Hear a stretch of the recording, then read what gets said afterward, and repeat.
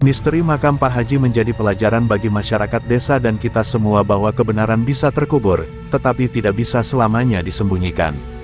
Rizal, yang awalnya tidak percaya tahayul, kini memahami bahwa ada hal-hal yang lebih besar dari sekadar logika manusia. Cerita ini menawarkan nuansa misteri, mistis, dan sejarah kelam yang tersembunyi di balik penghormatan masyarakat terhadap tokoh-tokoh agama. Hujan turun gerimis ketika tubuh Pak Haji Rahmat diturunkan ke liang lahat. Warga desa berdiri melingkar, sebagian besar menundukkan kepala dalam diam, sementara suara lantunan doa mengalun lirih. Pak Haji adalah sosok yang dihormati, seorang imam masjid yang dikenal tegas dan bijaksana. Namun, di tengah suasana khidmat itu, beberapa orang merasa gelisah. Seorang lelaki tua, Mbah Wiryo, memperhatikan langit yang mendadak kelabu, dan dalam gumamannya ia berkata, tanah ini tidak menerima dia. Kata-kata itu nyaris tak terdengar, tetapi seorang ibu yang berdiri di dekatnya bergidik ngeri. Malam harinya, keanehan pertama terjadi. Makam Pak Haji, yang seharusnya masih tenang dalam balutan tanah basah, justru menjadi pusat perhatian. Puluhan ekor ular hitam berbisa melata di atas pusarannya. Beberapa warga yang kebetulan melewati kuburan melihatnya dengan mata kepala sendiri. Salah seorang pemuda mencoba mengusir ular-ular itu dengan kayu, tetapi mereka tak bergeming. Bahkan, ada yang melingkar di batu nisan, seakan menjaga sesuatu di dalamnya. Kabar itu menyebar dengan cepat, dan esok paginya, hampir seluruh penduduk desa berkumpul di pemakaman, menatap pemandangan mengerikan itu dengan wajah ketakutan. Tak ada yang berani mendekat. Pak Lurah dipanggil untuk memutuskan apa yang harus dilakukan, tetapi bahkan ia sendiri tak tahu harus berbuat apa. Mungkin ini hanya kebetulan, katanya ragu. Namun, Mbah Wiryo berdiri di tepi makam dengan ekspresi kelam. Ia menggenggam tasbihnya erat, bibirnya bergetar membaca doa-doa yang tak biasa. Ini bukan kebetulan, katanya dengan suara bergetar. Ada yang tak beres. Makam ini menyimpan sesuatu. Warga mulai berbisik-bisik. Ada yang mengaitkan kejadian itu dengan dosa-dosa yang mungkin disembunyikan Pak Haji semasa hidupnya. Tidak mungkin, kata seorang lelaki parubaya, beliau orang suci. Namun, beberapa orang lain terdiam, seakan memikirkan sesuatu yang tak berani mereka ucapkan. Seorang ibu tiba-tiba menangis tertahan, membuat suasana semakin mencekam. Ketika malam kembali datang, suara desis terdengar dari arah makam. Seperti bisikan halus, tetapi juga seperti rintihan tertahan. Angin bertiup lebih dingin dari biasanya, membawa serta bau tanah basah yang menyengat. Beberapa anak muda yang penasaran mencoba mengintip dari jauh, tetapi tiba-tiba salah satu dari mereka, Andi, menjerit dan jatuh terduduk. Aku melihat sesuatu, ada yang bergerak di dalam makam. Matanya membelalak ketakutan, tubuhnya gemetar hebat. Yang lain segera menariknya menjauh, sementara Mbah Wiryo hanya bisa menatap makam itu dengan wajah yang semakin muram. Pagi harinya, saat warga kembali ke pemakaman, mereka terkejut mendapati sesuatu yang lebih mengerikan. Tanah di atas makam Pak Haji tampak sedikit ambles, seolah ada sesuatu yang bergerak di dalamnya. Namun yang paling mencengangkan adalah batu nisannya, nama Rahmat bin Abdullah yang sebelumnya terukir jelas, kini sebagian terhapus oleh jejak sisik ular yang berlendir. Seolah-olah, sesuatu dari dalam sana ingin menghapus namanya dari dunia ini. Malam turun dengan cepat di desa kecil itu, seolah kegelapan lebih cepat menyelimuti tanah yang menyimpan rahasia. Rizal, pemuda yang baru kembali dari kota, duduk di teras rumahnya sambil memikirkan kehebohan yang terjadi pagi tadi. Ia tak percaya pada tahayul seperti warga lainnya. Baginya, ular-ular yang mengerumuni makam Pak Haji hanyalah fenomena alam, bukan pertanda gaib. Namun, ada satu hal yang terus mengusik pikirannya, mengapa tanah makam itu ambles, dan bagaimana mungkin nisan Pak Haji bisa berubah seperti itu. Hujan gerimis mulai turun, membasahi tanah desa yang terasa semakin sunyi. Saat tengah malam tiba, Rizal yang masih terjaga mendengar sesuatu yang aneh. Suara halus, seperti bisikan dari kejauhan, memanggil namanya. Rizal, suara itu terdengar lemah, tetapi jelas. Ia menajamkan pendengarannya, tetapi hanya ada suara angin yang berdesir. Namun, ketika ia hendak mengabaikannya, suara itu kembali terdengar, kali ini lebih dekat. Rizal, datanglah. Dadanya berdebar. Suara itu berasal dari arah pemakaman. Didorong rasa penasaran, Rizal mengambil senter dan keluar dari rumah, berjalan pelan menuju pemakaman yang terletak di ujung desa. Udara terasa lebih dingin dari biasanya, membuat bulu kuduknya berdiri. Saat ia semakin dekat, langkahnya terhenti. Dari balik kabut tipis yang melayang di sekitar makam Pak Haji, ia melihat sesuatu yang tak masuk akal, jejak kaki di atas tanah yang masih basah. Jejak itu tidak menuju keluar, tetapi berputar-putar di sekitar makam, seolah ada seseorang yang berjalan mondar-mandir di atasnya. Namun, yang paling membuatnya bergidik ngeri adalah jejak kaki itu terlihat baru.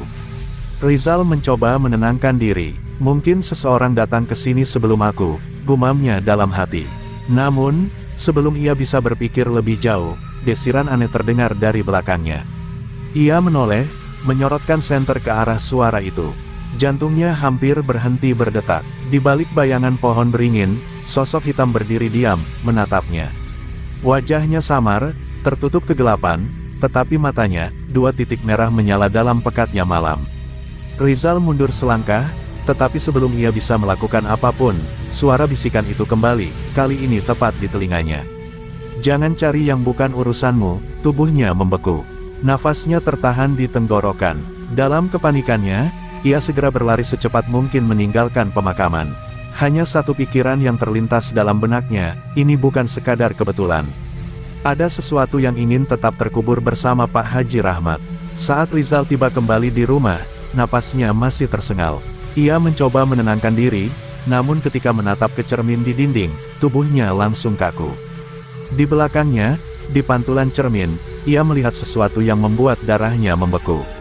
Sosok hitam itu masih ada di sana, berdiri di pojok ruangan, mengawasinya. Namun, ketika ia berbalik, sosok itu telah menghilang. Tapi sebelum ia bisa berpikir lebih jauh, suara bisikan yang sama terdengar lagi, kali ini lebih jelas dari sebelumnya.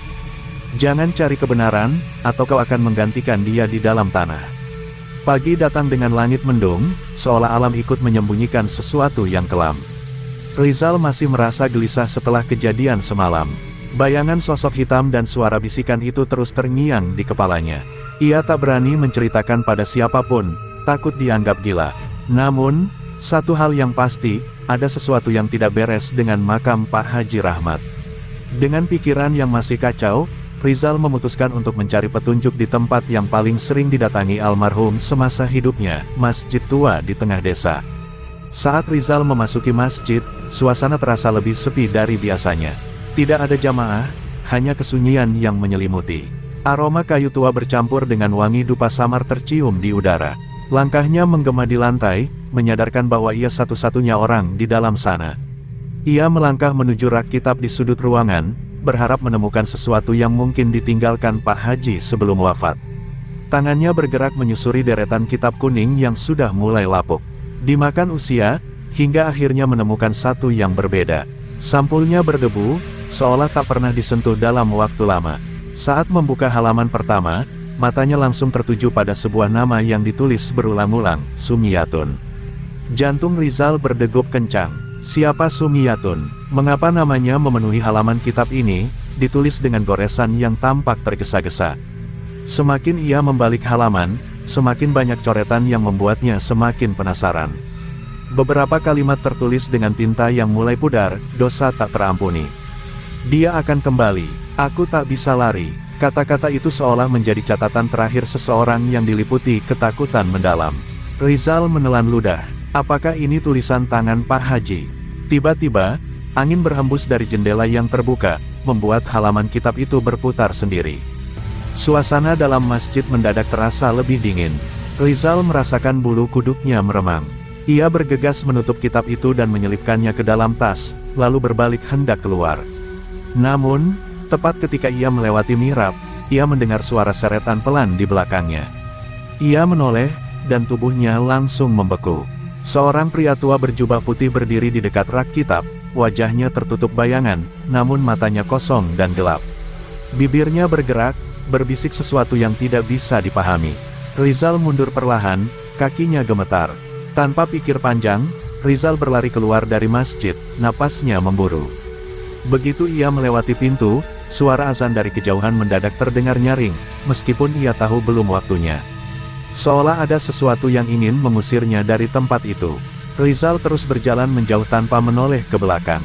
Di dalam tasnya, Kitab yang ia ambil terasa semakin berat, seakan membawa beban yang lebih dari sekadar kertas dan tinta.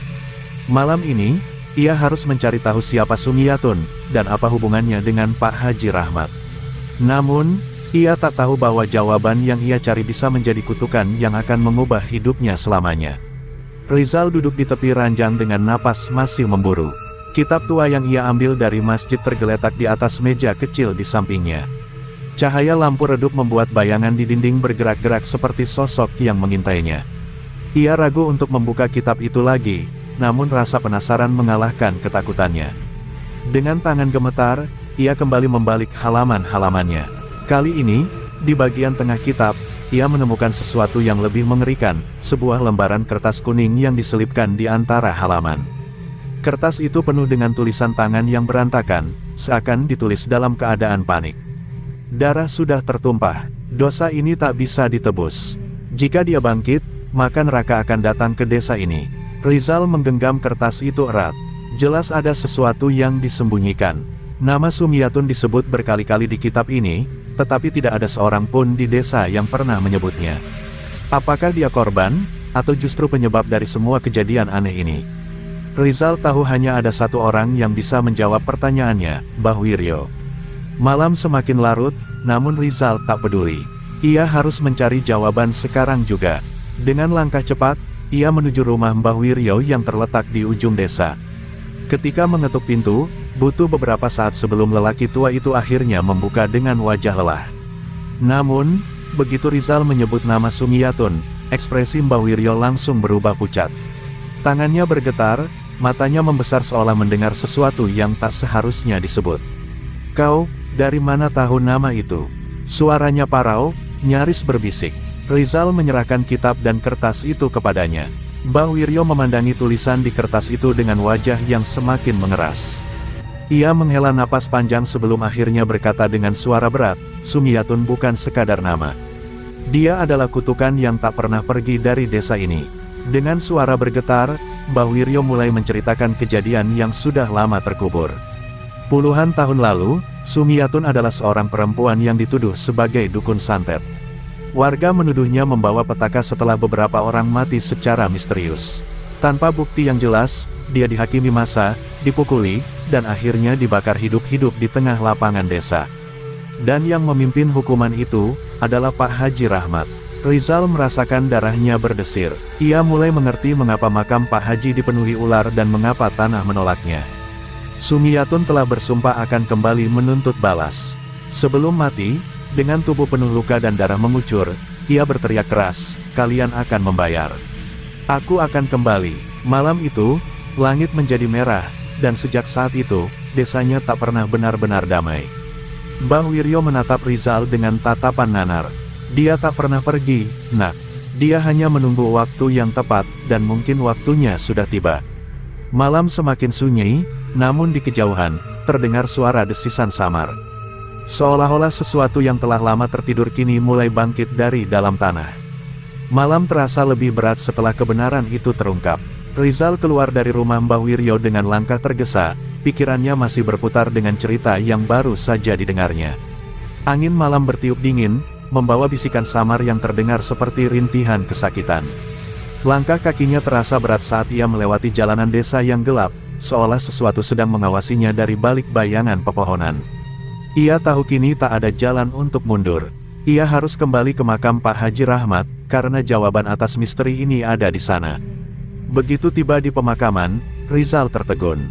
Jumlah ular di atas makam Pak Haji semakin banyak. Mereka bergerak melingkar, seolah membentuk pola yang tak bisa ia pahami. Mata mereka menyala dalam gelap, seolah menjadi penjaga sesuatu yang lebih mengerikan di bawah tanah. Rizal menguatkan hatinya dan melangkah lebih dekat. Namun, sebelum ia bisa menyentuh tanah makam, terdengar suara lirih, seperti suara seorang wanita menangis. Ia menoleh ke sekeliling, namun tak ada siapapun di sana.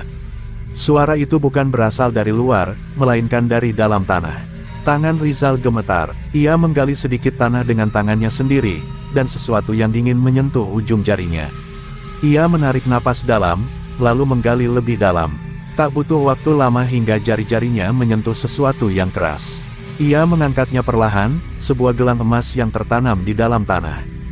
Gelang itu sudah kusam dan tertutup lumpur, tetapi ada satu hal yang masih jelas terlihat, nama Sumiyatun terukir di permukaannya. Saat Rizal menggenggam gelang itu, udara di sekelilingnya berubah drastis. Angin bertiup kencang, membawa suara bisikan yang semakin jelas di telinganya. "Akhirnya, kau menemukanku," bisikan itu begitu dekat, seperti berbisik langsung di telinganya. Tiba-tiba, ular-ular yang mengelilingi makam bergerak liar, melata ke segala arah, seolah mereka ketakutan akan sesuatu yang baru saja terlepas dari dalam tanah. Tiba-tiba, tanah di depan Rizal bergemuruh.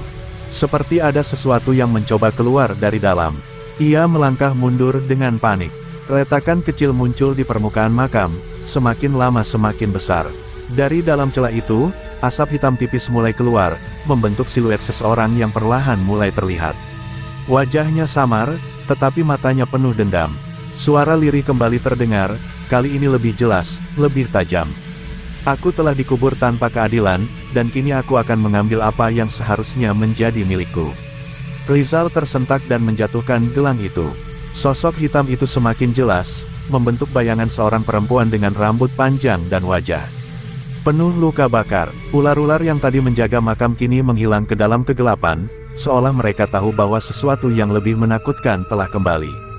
Rizal ingin lari, tetapi tubuhnya terasa kaku. Ia hanya bisa menatap dalam kengerian saat sosok itu melayang mendekatinya, membawa serta hawa dingin yang menyelubungi seluruh pemakaman.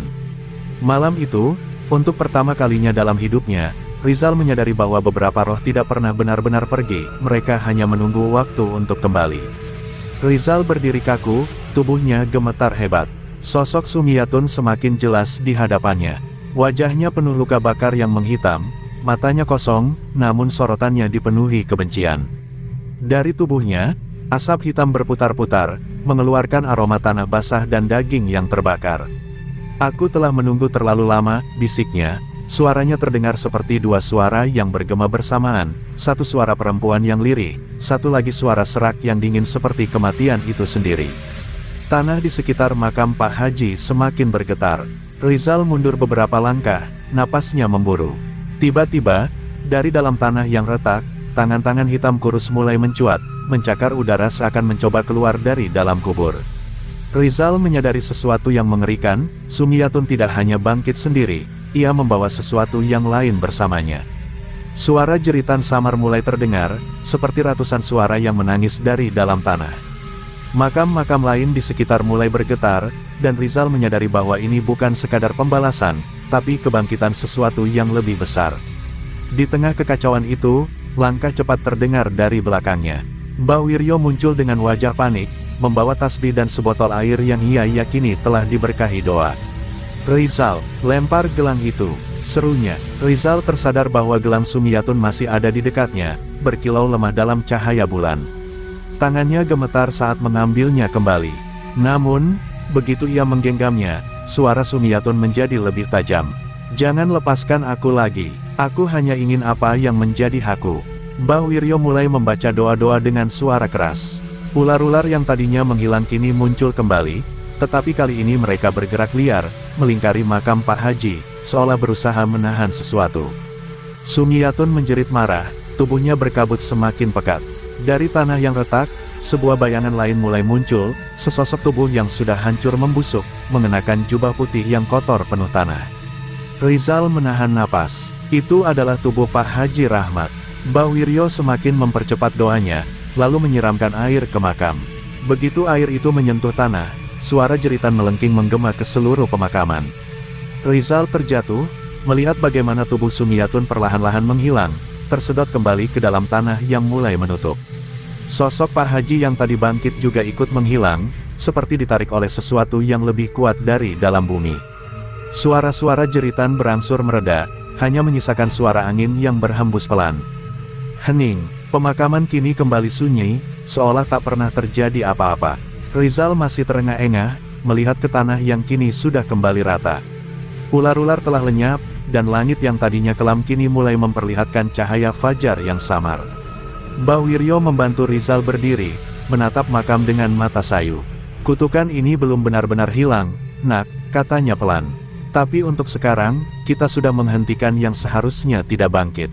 Rizal menggenggam gelang Sumiyatun yang kini telah retak, menyadari satu hal yang pasti, beberapa kesalahan masa lalu tidak akan pernah benar-benar terkubur.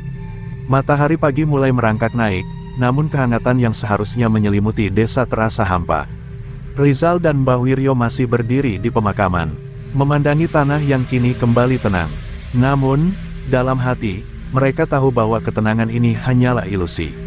Rizal menggenggam erat gelang Sumiyatun yang kini penuh retakan, merasa ada sesuatu yang masih belum selesai. Apakah ini benar-benar sudah berakhir, Mbah? Tanyanya, suaranya serak karena kelelahan dan ketakutan yang masih tersisa. Mbah Wiryo menghela napas panjang, tatapannya kosong. Tidak ada yang benar-benar berakhir, Nak. Kita hanya bisa menunda apa yang sudah ditakdirkan. Setelah kejadian semalam, Rizal memutuskan untuk kembali ke rumahnya. Namun, langkahnya terasa berat, seolah sesuatu yang tak terlihat masih mengikuti dari belakang. Setiap bayangan di sudut jalan terasa seperti mata yang mengawasi, setiap hembusan angin terdengar seperti bisikan. Ia berusaha mengabaikan perasaan itu, mencoba meyakinkan dirinya bahwa semua telah selesai. Namun, begitu ia memasuki rumah, kengerian lain menantinya. Di dinding ruang tamu, cermin tua yang sudah bertahun-tahun menggantung di sana kini retak di bagian tengah. Namun, bukan itu yang membuat darah Rizal membeku. Di pantulan cermin, bayangan seseorang berdiri di belakangnya. Sosok seorang perempuan dengan wajah terbakar, mata kosong yang menatap langsung ke arahnya. Sumiyatun. Rizal menelan ludah, tubuhnya gemetar. Ia berbalik secepat mungkin, berharap itu hanya ilusi, namun di belakangnya, tidak ada siapa-siapa. Hanya ruangan kosong yang sunyi. Tapi ketika ia kembali melihat cermin, sosok itu masih ada di sana, tersenyum samar, sebelum perlahan menghilang seperti kabut yang memudar. Rizal jatuh terduduk, keringat dingin membasahi tubuhnya. Beberapa hari berlalu sejak malam mengerikan itu. Warga desa mulai melupakan kejadian di makam Pak Haji, menganggapnya sebagai sekadar peristiwa aneh yang tidak perlu diungkit lagi. Namun, Rizal tidak bisa melupakan. Ia mulai mengalami mimpi-mimpi buruk. Dalam tidurnya, ia selalu berada di pemakaman, dikelilingi ular-ular yang membisikkan sesuatu dalam bahasa yang tak ia mengerti. Dan di tengah semua itu, selalu ada Sumiyatun, berdiri di kejauhan, menatapnya dengan senyum samar yang semakin hari semakin mendekat. Suatu malam, ketika Rizal terbangun dari mimpi buruknya, ia menyadari sesuatu yang lebih mengerikan. Di pergelangan tangannya, ada bekas lingkaran kehitaman, seolah-olah sesuatu telah melingkar erat di sana. Ia menyentuhnya dengan ngeri, lalu menatap ke meja di samping ranjangnya. Gelang Sumiyatun yang sebelumnya telah retak kini kembali utuh, bersih, seakan tak pernah terkubur dalam tanah. Rizal mengerti, ini bukan akhir. Sumiyatun mungkin telah dikubur kembali, tetapi ia tidak benar-benar pergi. Ia telah menemukan sesuatu yang lebih baik daripada sekadar kebangkitan. Ia telah menemukan tempat baru untuk tinggal, di dalam mimpi, di dalam bayangan, di dalam jiwa Rizal sendiri.